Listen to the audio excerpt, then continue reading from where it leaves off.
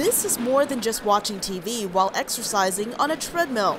It's a fully immersive experience that transports you to a world where you might find yourself racing against a virtual person. You have much more motivation to actually get running and do something that pushes your limits. It was pretty cool. Whoa! The company Blue Goji created the Infinity Treadmill with virtual reality in mind. I like the music. Using the technology to make exercise more engaging. Not just for 20 minutes running in a boring treadmill. It's much more fun.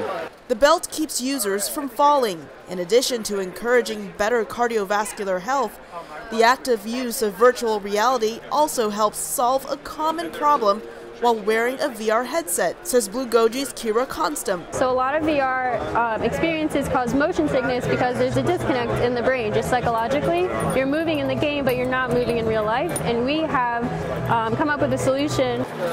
When you're moving on the treadmill and you're moving in the game, it mitigates that motion sickness, and you really get full immersion without all the negative side effects. Any disorientation usually goes away quickly, but every user is different. Pretty quickly you adjust to it. It takes 10 seconds to adjust. All I could think of when I was doing it, if my wife was doing this, she would have been barfing all over the... because it's, you know, it's interesting how the brain works. It's like going downhill. I felt like I was on a roller coaster.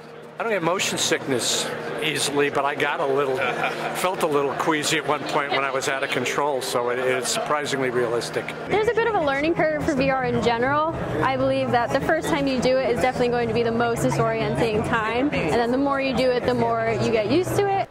The cost for the hardware and software is fairly steep at $12,000.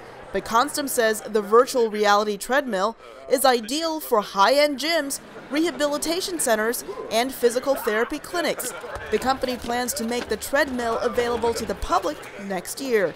Elizabeth Lee, VOA News, Austin. A lot more fun than a regular treadmill.